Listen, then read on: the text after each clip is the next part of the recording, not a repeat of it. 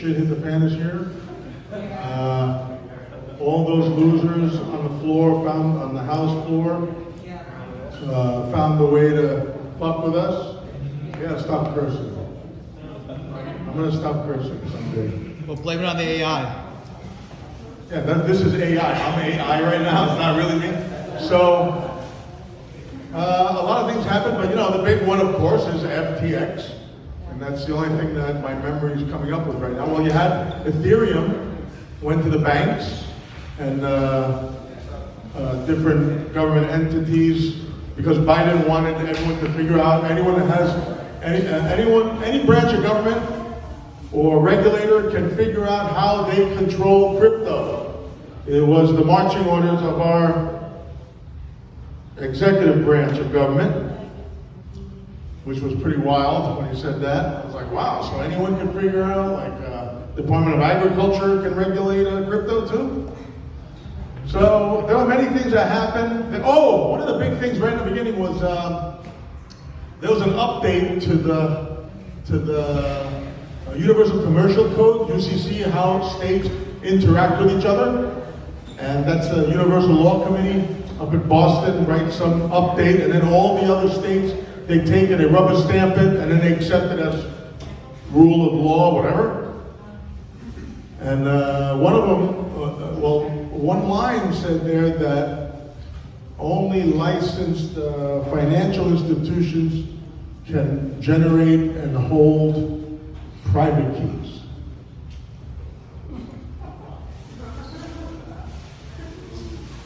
So that was cool. That was fun. That was funny. So whatever, we hired a bunch of lobbyists. I hate hiring lobbyists. Hired a bunch of lobbyists, 13 lobbyists, and started fighting that because it goes to the state legislature and they just rubber stamp it because they don't understand what it is. So we hired these lobbyists and we met over Zoom and in person with all these politicians trying to explain to them blockchain and whatever. But what did happen, in Texas, during a hearing, I said, well, you know what, your cattle is probably going to be sold on a decentralized exchange and each cattle is going to have a private key. And this means the banks are going to own your cattle, your constituents' cattle. I said, what? So they stopped it, and then they did the same thing in Montana and a bunch of other states. And what happened was, they got kicked back and they pulled the line out of that Universal Commercial Code, which was a big victory for us. We had one victory. There's a war. There's victories, there's hills. Which hill are you going to take? Personally, which one? Which one are you equipped to take? Which one are you, do you want to take? So FTX also happened this year. Anyone hear that? Yes. So this is, of course, a centralized exchange, a centralized entity. He could have been selling cows and not crypto and did the same thing. This is FTX, when someone asks you, you guys say, well, FTX does not have a blockchain, so I don't know what you're talking about. Just make them feel stupid. Say, oh, crypto, look, they rob everybody. No, that's not crypto. They didn't even have a blockchain. What are you talking about? What are you, dumb? Do you know anything? That's what I do. I don't know if you noticed. And sometimes it works. They have to go do their homework because then they feel stupid and they won't say it again. Because this is like a virus and this is what the mainstream media wants. So throughout the year, this year, you had this narrative. You had this kid pumping out all the money to, I don't want to say liberal Democrats. So I'm not going to say that. Say it. I'm not going to say liberal Democrats. I'm not going to say it. I'm not saying it. So he went and bribed everybody, I guess. Bribed them. And he's out on bail. The guy's out on bail. It's ridiculous. Usually you gotta stay in jail for a little while before they let you out of bail. The guy's out on bail with the money. I don't know if it's his money that bailed him out. I think it's depositor's money. I can't believe that they did that. I'm probably gonna be in front of this judge I'm about to curse out. I'm probably gonna be standing in front of that judge that I'm about to curse out right now, but I don't give a shit. This guy, whoever let that guy out, has something wrong with them. Either they're mentally unstable, either there's things, it's very curious. They're getting paid. What'd you say? They're getting paid. The lady said they're getting paid? I don't know. Don't put the camera on her. I may add. I'm not here. So, to talk about what happened this year and to project the future, we have to go into the past, I believe. And to go into the past, I believe when Bitcoin showed up, it was a new hope. It was a hope for us. And we realized that there could be digital scarcity, there could be a truth machine, there could be all these things. There could be internet cash where we don't need to be controlled by the gatekeepers that the regulators force to do certain things to control each and every last one of you and your activities, like they're going to do with the CBDCs. So, in the beginning, it was a new hope, just like Star Wars. But right now, it looks like the Empire is striking back. Just like Star Wars. I mean, you guys are younger, so you remember like the newer ones that came out, the older ones that came out later. Newer ones suck. That was some pseudo-orientation and time trick there. So, yes, the Empire's striking back. They're utilizing this character's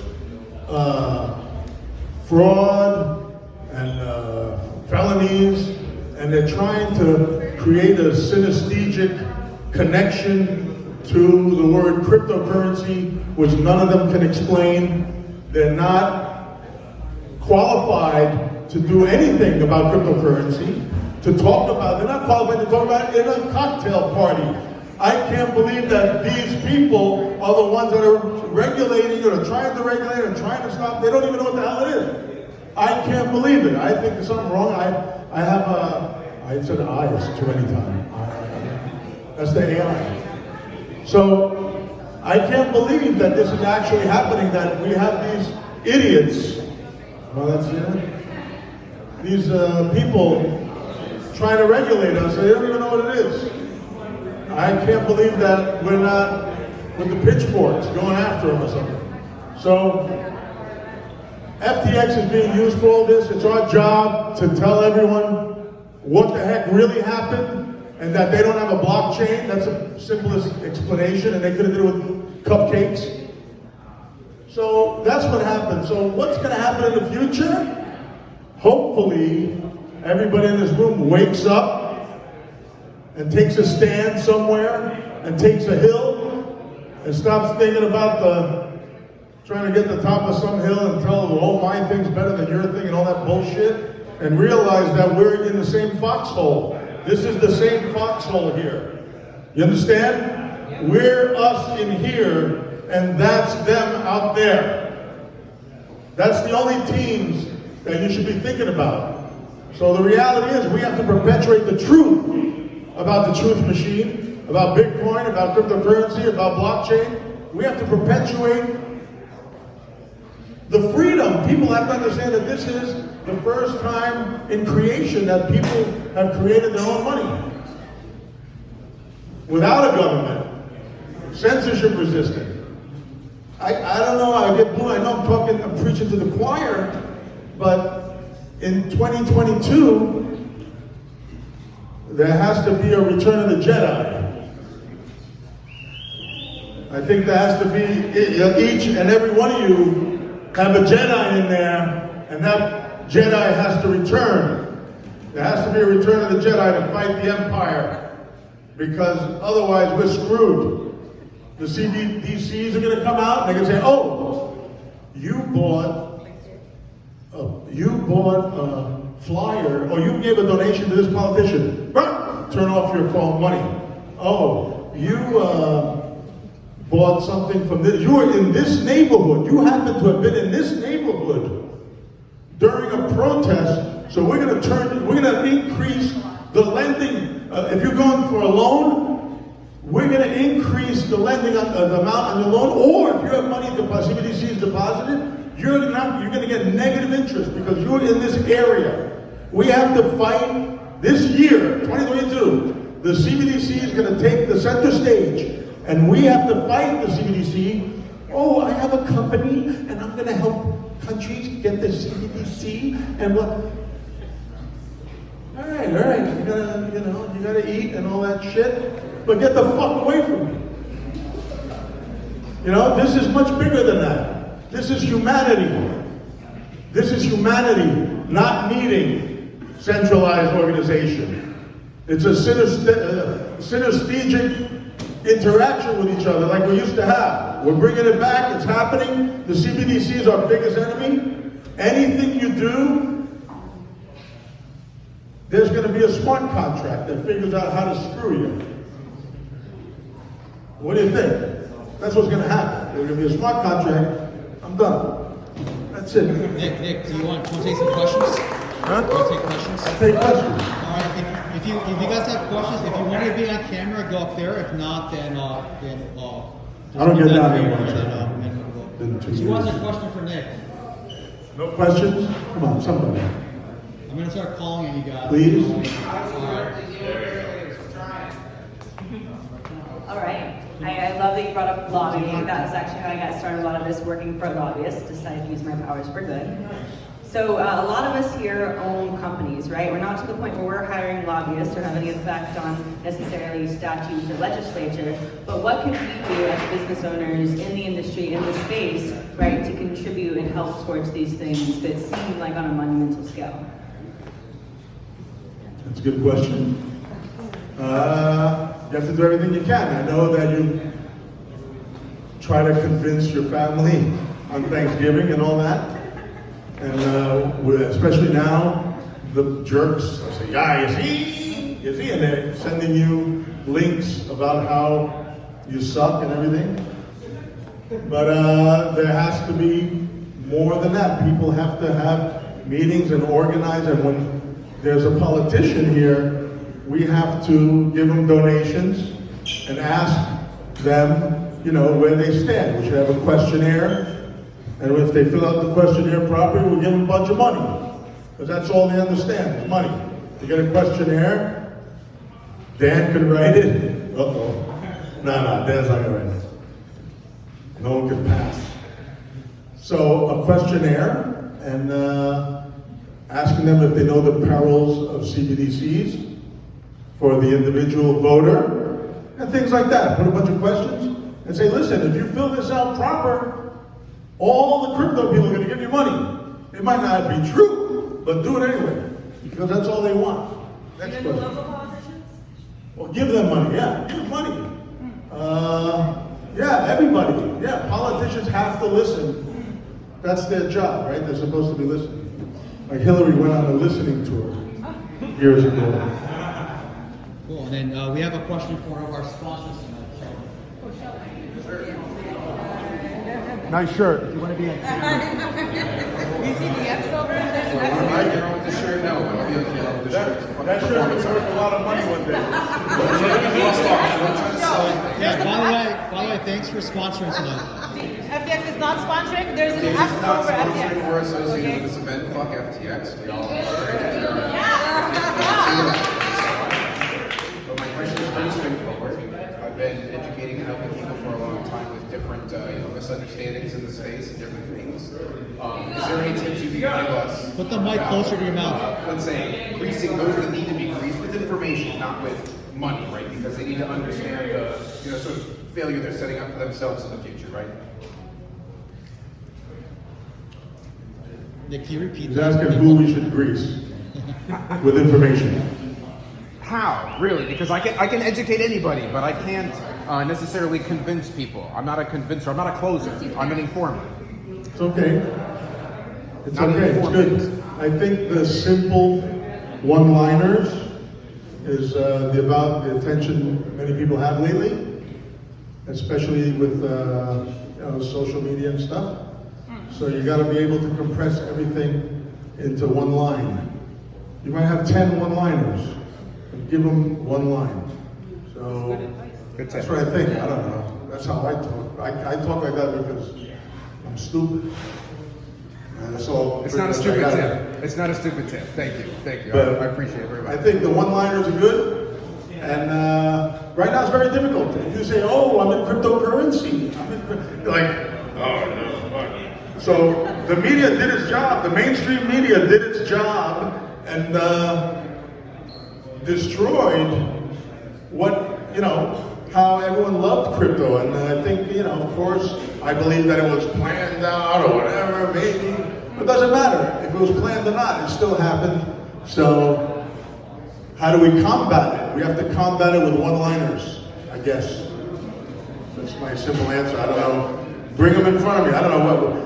At the Bitcoin Center in 2013, we had all the tour groups. We're 100. I don't know if you know, but I built the first live cryptocurrency exchange 100 feet from the New York stock market in 2013.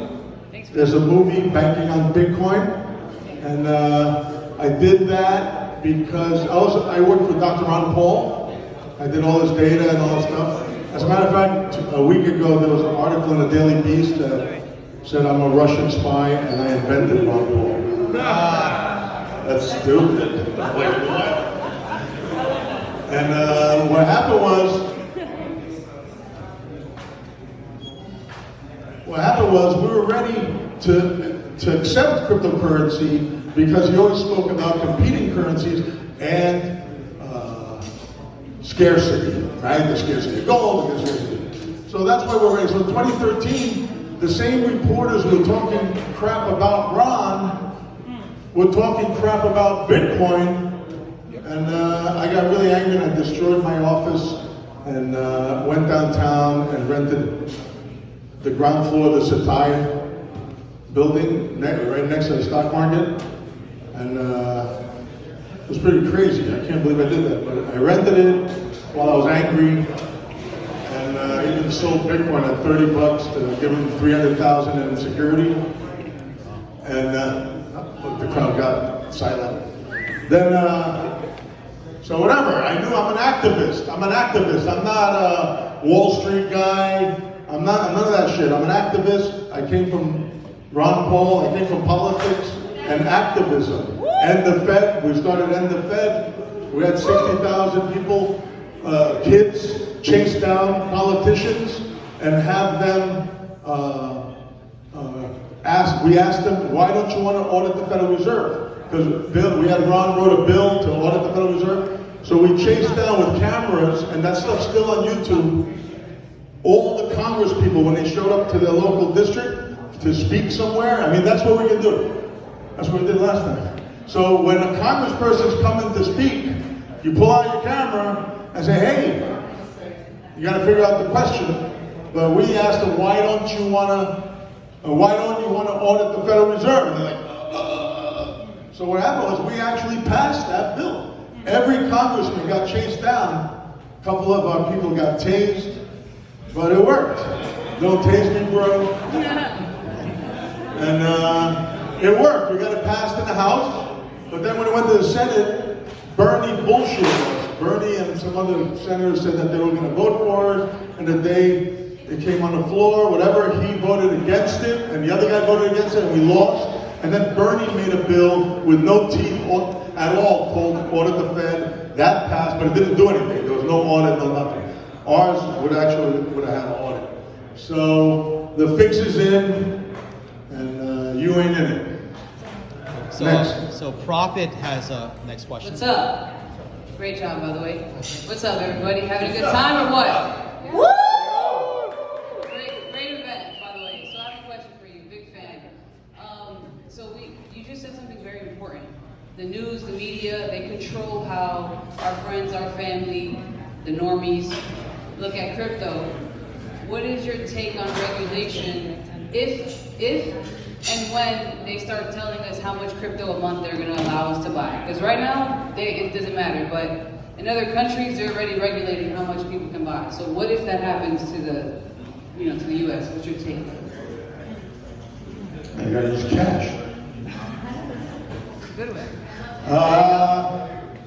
Yeah, there's a lot of things are going to happen. The empire, like I said, is striking back. And what has to happen is You have to release and unleash, unchain the Jedi from within. And let's get this job done. We need to find more tools, and that's what has to happen. You can join the Blockchain Center's Discord, and we have blockchain centers all over the place, and we can move forward. And I think we're going to chase down the politicians and embarrass them. That's what I think. It worked last time, it really did. My bad. Yeah, this is all. Nick, all always a Alejandro. pleasure. So, I've got a question, and I don't know how it can be solved, but I go on to Twitter every day, and there's ETH maxes, Bitcoin maxes. I like Bitcoin the most, but a lot of tribalism, and we're not united. We're fragmented, just like we are with political parties. So, any idea how we can have a united front to get what needs to be done on the political, congressional level? Well, the reality is everyone's looking at it the wrong way. So Bitcoin, I believe Bitcoin is a cryptocurrency.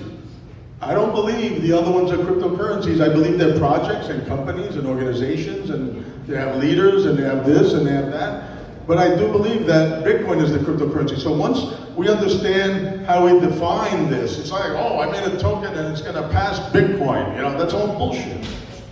So,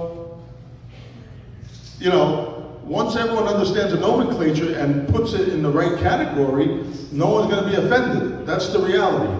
So, yeah, you have a project, it's a project, right? Yeah. You're coding.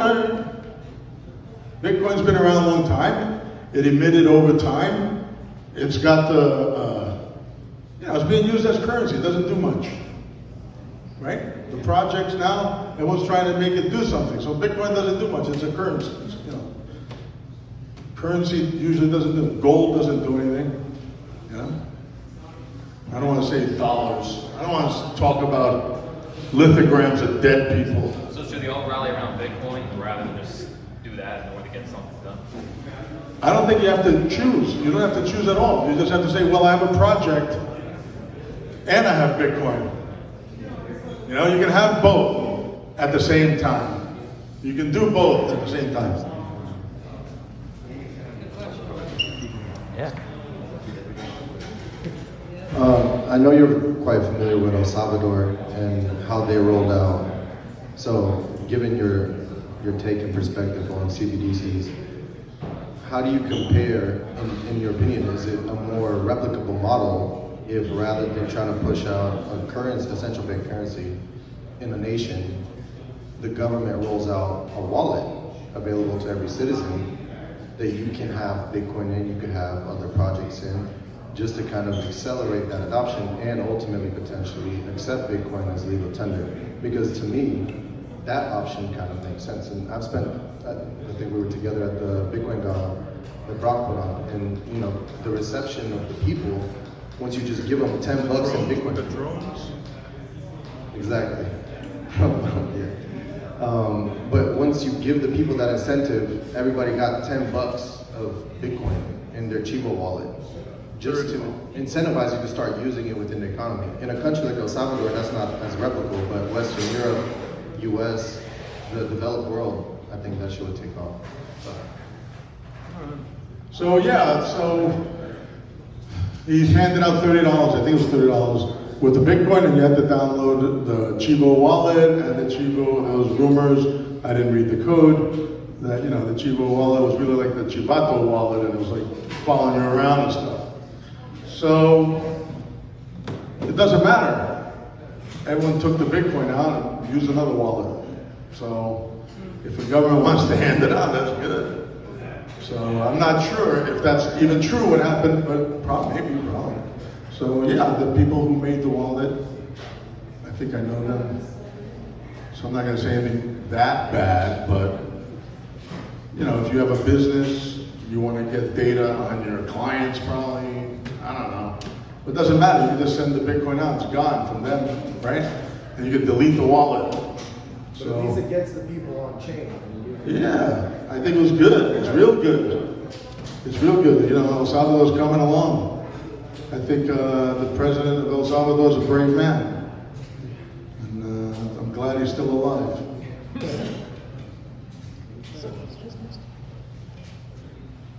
Hi again. So when you were talking about FTX, you said that they are centralized exchange and it's a bad thing. But there are a lot of other centralized exchanges like Coinbase, Gemini, Binance, etc. Like a lot of them. And if being centralized exchange is a bad thing, why they are more popular than decentralized exchanges? Yeah. Thank you. Thank you.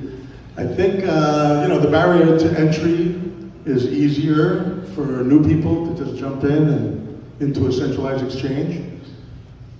I had many opportunities to build a centralized exchange, and I wouldn't do it because it went against and it goes against my ethos. So the Bitcoin Center, everyone traded with each other with their own phones and any app they had, and that was it. And I didn't get a commission. I didn't ask for a commission. I paid for everything and even bought the booze. So I think we have to get back to that. Private peer-to-peer transactions, and get away from these centralized things that are probably going to get us in trouble again. Every time something's centralized, we're giving cannon fodder, right? We're giving ammunition to our enemies to talk crap about us. So we shouldn't use anything. And if we see anything that's centralized, we should say, well, that's centralized, that's centralized, that's centralized. Who's next? Step right up. How about you with the purple underwear, sir? All right, well, let's, yeah. Yes, Nick, so tell me, what inspired you to initially dive into Bitcoin and stake your life to work on this? Wow. I'm gonna walk around in a circle. Why the fuck did I do that? So, I have a very unique story, I guess. I had a bunch of companies in the 80s stock market. Miss Erica Gemma! Doesn't he look so good? I know, man. It's like a... Sorry, doesn't he look so good? I tried to comment on it before, he just laughs. So it's like... Nice. Oh, I miss seeing you, my friend. So, yeah, I had thriving businesses when I was younger, and I was up back in '87. I was up with like $2.5 million from scratch, and that was a lot of money back then. You could probably buy most of this, everything on here. But what happened was the stock market crashed, and I saw Greenspan. Then I became a commercial fisherman after that. I had a real estate company, I had a software company, I was selling the politicians labels because no one had a database. I had computers, I printed out labels for the voter registration data as labels. And then everything crashed, I had to sell everything.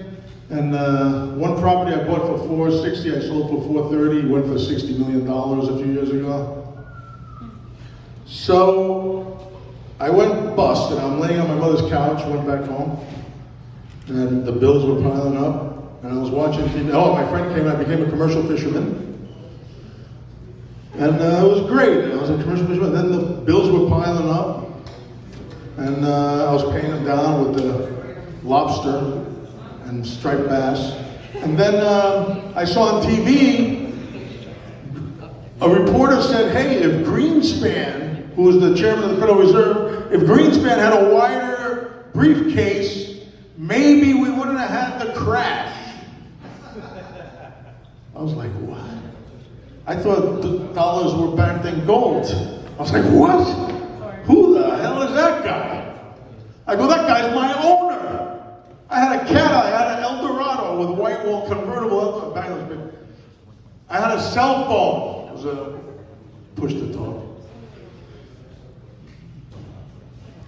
And this guy, if his briefcase had a sandwich in it or something, maybe if his briefcase was wider, maybe we wouldn't have had the crash. And I was like, I couldn't wrap my brain around that. Because I didn't know why we had a crash. I didn't know anything. I was like, what the fuck? So I went to the library, I learned about the Federal Reserve. I was out on a boat, I read a lot of books. I was out on a boat, I got hit with a wave, and I saw this big octopus. It wasn't real, I saw it when the cold wave hit me in December. Like I had a quick dream, like a split second. You ever get those? Or is it because I'm crazy?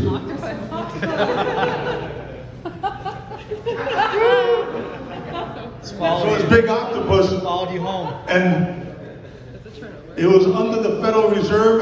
This could be on the internet. I never told anyone that in public. And then the tentacles went up, and they were typing, and then they had the news buildings, and the tentacles were typing on the teleprompter. The reporters were reading what the octopus was telling them. That's what I saw. I said, "Oh shit! I got to go to New York. I got to go into the city and destroy what they're doing." That was 1991. So since 1991, I've been trying to destroy the Federal Reserve System. Who here was born in 1991? Good job. You guys are good. Nice. Nice. 92. I don't have any kids. 1984. I don't have any kids because I thought that they would do damage to my family, so I don't have any kids. That's a real warrior, you guys. And so that's what I did. I supported candidates who were against the Federal Reserve. And I met up with Ron Paul, and I said, well, this is the only guy who's really serious. And he got into it because we came off the gold standard 73.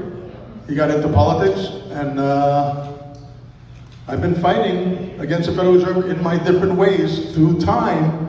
And every time I had a candidate who was close to winning, the news would come out for 1 week and just destroy him. Even though you're only allowed to give a candidate $2,800 or whatever, but the news, and then the candidate would collect all these donations and buy like 30 seconds on TV. Meanwhile, these guys are talking all day and night, destroying the brains of everybody, poisoning the minds of everybody all day and night, and no one's talking about campaign finance when that happens, right?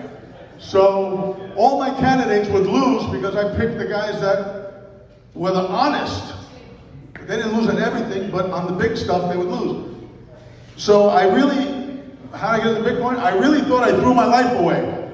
I was walking one day, I was like, you know what? You're crazy, Nick. You're this, what the hell's that book? No one cares what you're talking about. You're crazy. Don Quixote. I'm Don Quixote. I'm running around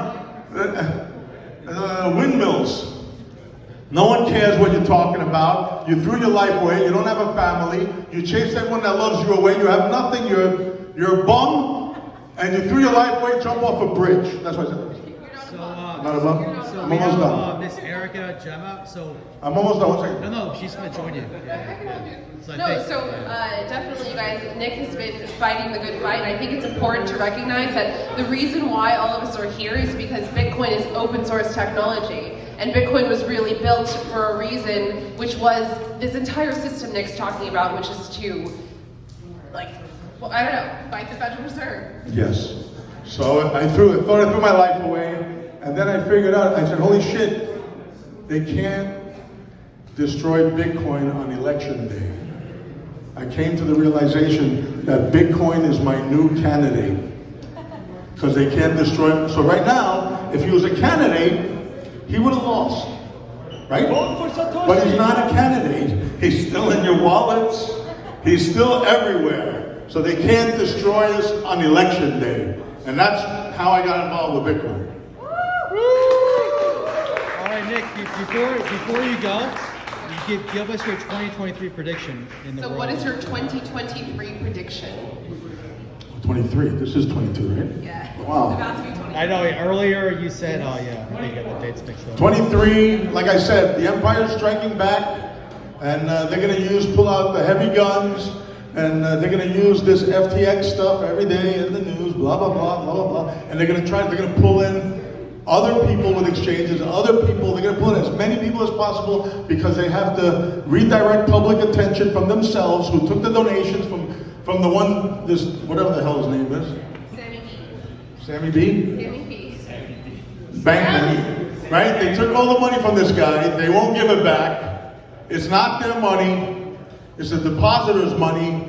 And now what's going to happen in 23 is they're going to parade it around in the news as much as possible. But luckily, people are on social media and they're not on the news. A lot of people are not on the news. The new people who are actually growing up and getting older. And you got to get involved somehow politically, or, like I said before, chase down your congressperson with a video camera and embarrass them. That's what's going to happen. In 2023, each and every one of you are going to chase down your elected official with a camera, and you're going to ask him, do you know what Bitcoin is? Do you know what a blockchain is? How the hell are you voting on something if you don't know what it is? Did you read the last bill, 17,000 pages? Did you read that bill? Oh, then why the fuck are you voting for it? Would you sign something? Would you sign a contract? I'm going to get busted out of contract. Everyone sign it. Would you sign it without reading it? No. These people are...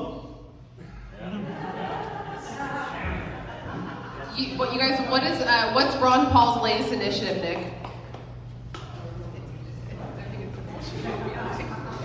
Pretty much, yeah. He's going after the FBI. He's going after everybody. He's probably as angry as I am. He called me and I didn't call him. He called me and I tried to dial back. When I was in Africa, my phone blew up because the World Cup finished, and my CPAP machine and my phone blew up because everyone turned the TV off or something. I don't know. Yeah, it's important to note, you guys, that this is, while Bitcoin has disrupted money, which is the medium of exchange that we've used for hundreds of thousands of years, it's important to know that this root really is in politics, right? And so while we think that right now we're making a decision that might be outside of politics or apolitical, what we're choosing to do is move into more decentralized systems where individuals can have a say in whatever economy you're operating in, whether that is in money or whether that's in how art and your community club is able to like vote. But you have a question for Nick? Yeah. So my name is Spanos. And first of all, amazing speech. He's a legend, man. Yeah. I started the Indonesian Blockchain Association in 2017, helped make Bitcoin legal in Indonesia. And we have 13 cryptocurrency exchanges now, but they're all centralized. There's no, DEX is not actually recognized in our country. There's a lot of things that are not recognized. There are legal protections towards like ownership, like if you have sovereign ownership of an asset, of a token, but that is only as a commodities and asset class. And now they're actually using a lot of that to build the first Indonesian digital fiat, which is basically CBDC. What concerns me is, and what we were really disappointed about was all of this lobbying that we did, everything that we did from 2017 was co-opted for this. A lot of the things that were, because of course we focus on centralized exchange. They're creating like a national exchange. There are things that I think, I don't know. First of all, do you still believe in the government, like in the system of government that we have? I mean, that's a loaded question, obviously. But and secondly, sure, we can pay congressmen, we can pay senators. Yeah, we can pay politicians, right? We can do that, but we can create PACs, political action committees. Yeah, sure. You're the next speaker anyway, so we can answer the questions. But do you still think that way would work, or Okay, sorry. Yeah. No. So to summarize your question, it's that they've done a lot of lobbying. They've worked within the government to be able to get crypto friendly in Indonesia. Yeah. But then what happened was the movement was co-opted. Now it's all kind of negative. I would say my answer. Is this uploaded anywhere?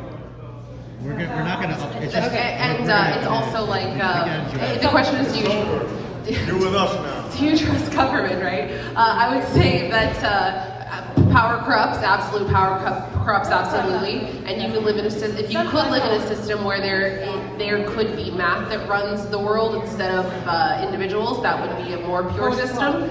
Also, I would say that just because no DEXs are recognized in that country doesn't mean that they are not going to be able to exist and that people aren't going to be able to use them. Yeah, exactly. And so you can't stop code. Yeah, I agree. Yeah. So do you Government? trust the government? That's the question. Do I what? You think the government first? You still trust the government? Government is good. It's the best government money can buy. Yes. That's my answer. The best government money can buy. All over the world, there are people. What are you going to do? People are corruptible, of course, and because they're supposed to sit there and analyze what the rules are. And some people, they know the rules, and we know the rules. I know I'm not supposed to eat a cheeseburger, but I have cheeseburgers. So people are politicians. They know they're not supposed to take bribes, but they take bribes. And sometimes the bribes aren't even that visible. They could be favors, they could be this, they could be all kinds of stuff. So that's the difference between politicians and code. Code that we interact with is actually, so instead of a poster of the rules, code is actually the maze that you have to go through, and you can either come out here or go out there or go out there, and there's no other possibility. But if you had a picture of a maze, it's a different thing, it's not real. So if you're interacting with smart contracts, and you're just doing what the smart contracts allow you to do. Politicians can do whatever they do. They can sign bills with 17,000 pages without reading them. If it was a smart contract, it might ask you a bunch of questions before you get to the signature part to make sure you read something, like in 5th grade. Great. So I think we're gonna wrap up the Q&A. But Nicholas gonna be around. So.